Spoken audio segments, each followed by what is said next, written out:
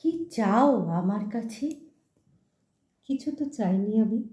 চাওনি তা ঠিক, তবু কেন এমন ঝড়ের মতো ডাক দাও?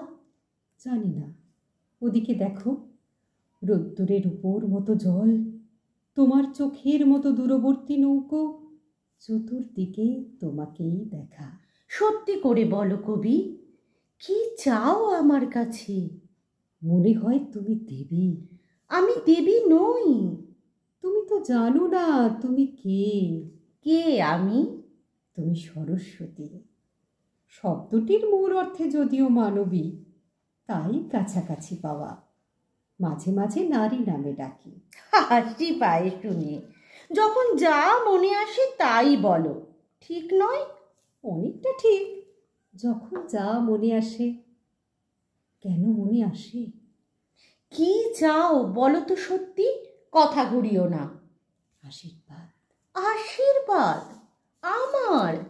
না সত্যি যিনি দেবী? তুমি তো সেই।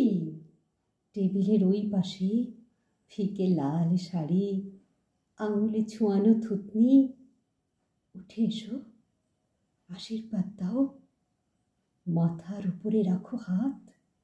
আশীর্বাদে আশীর্বাদে আমাকে পাগল করে তোলো। খিঁচে ধরো আমার চুল, আমার কপালে নখ দিয়ে চিরে দাও। যথেষ্ট পাগল আছো, আরো হতে চাও বুঝি? তোমাকে দেখলেই শুধু এরকম নয় তো, কেমন শান্তশিষ্ট। না দেখাই ভালো তবে, তাই নয়? ভালো মন্দ জেনে শুনে যদি এ জীবন কাটাতুম, তবে সে জীবন ছিল শালিকের, বনবিড়ালের, দোয়েলের, কিংবা মহাত্মা গান্ধীর ইরিধানের ধানের পোকায় যে জীবন। যে জীবন মানুষের। আমি কি মানুষ নাকি? ছিলাম মানুষ বটে, তোমাকে দেখার আগে। তুমি সোজাসুজি তাকাও চোখের দিকে, অনেকক্ষণ চেয়ে থাকো, পলক পড়ে না। কি দেখো অমন করে? তোমার ভেতরে তুমি। শাড়ি সজ্জা খুলে ফেললে তুমি, তার আড়ালেও যে তুমি। সে কি সত্যি আমি, না তোমার নিজের কল্পনা? শোনো খুকি, এইমাত্র দেবী বললে। ওই একই কথা। কল্পনার আধার যিনি তিনি দেবী। তুই সেই নারী, তোর কাছে আশীর্বাদ চাই। সে আর এমন কি শব্দ, এক্ষুনি তা দিতে পারি। তোমার অনেক আছে, কণা মাত্র দাও। কি আছে আমার জানি না তো। তুমি আছো, তুমি আছো, এর চেয়ে বড় সত্য নেই। সিঁড়ির ওপরে সেই দেখা, তখন তো বলনি কিছু। আমার নিঃসঙ্গ দিন, আমার অবেলা, আমার নিজস্ব শৈশবের হাওয়া শুধু জানে। দেবে কি দুঃখের অংশভাগ? আমি ধনী হব। আমার তো দুঃখ নেই। দুঃখের চেয়েও কোনো সুমহান আবিষ্টতা আমাকে রয়েছে ঘিরে, তার কোনো ভাগ হয় না।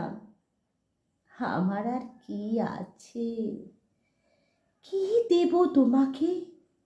তুমি আছো, তুমি আছো, এর চেয়ে বড় সত্য নেই। তুমি দেবী। ইচ্ছে হয় হাঁটু গেড়ে বসি, মাথায় তোমার করতল, আশীর্বাদ। তবু সেখানেও শেষ নেই। কবি নই, মুহূর্তে পুরুষ হয়ে উঠি। অস্থির দু হাত 10 আঙুলে আঁকড়ে ধরতে চায় সিংহিনীর মতো ওই যে তোমার কোমর। অবুধ শিশুর মতো মুখ ঘষে তোমার শরীরে যেন কোনো গুপ্ত সংবাদের ছটফটানি। পুরুষ দূরত্বে যাও, কবি কাছে এসো। তোমায় কি দিতে পারি? কিছু নয়। অভিমান? নাম দাও অভিমান। এটা কিন্তু বেশ।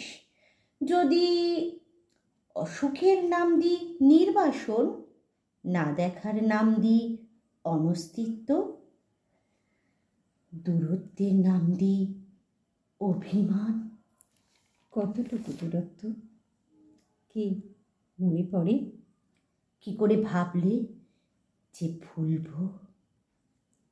তুমি এই যে বসে আছো, আঙুলে ছোঁয়ানো থুতনি, কপালে পড়েছে চূর্ণ চুল, পাড়ের নকশায় ঢাকা পা, ওষ্ঠাগ্রে আসন্ন হাসি, এই দৃশ্যে অমরত্ব। তুমি তো জানো না নীরা, আমার মৃত্যুর পরও এই ছবি থেকে যাবে। সময় কি থেমে থাকবে? কি চাও আমার কাছে? মৃত্যু? ছি, বলতে নেই। তবে স্নেহ? আমি বড় স্নেহের কাঙাল। পাওনি কি? বুঝতে পারি না ঠিক। বয়স্ক পুরুষ যদি স্নেহ চায়, শরীরও সে চায়। তার গালে গালে চেপে দিতে পারো মধুর তাপ। ফের পাগলামি। দেখা দাও। আমিও তোমায় দেখতে চাই। না। কেন? বলো না, কখনো বলো না আর ওই কথা। আমি ভয় পাবো। এ শুধুই একদিকের। আমি কে? সামান্য, অতি নগণ্য, কেউ না। তবু এত স্পর্ধা করে তোমার রূপের কাছে। তুমি কবি। তা কি মনে থাকে?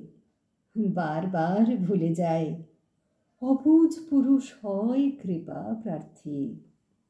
কি চাও আমার কাছে? কিছু নয়।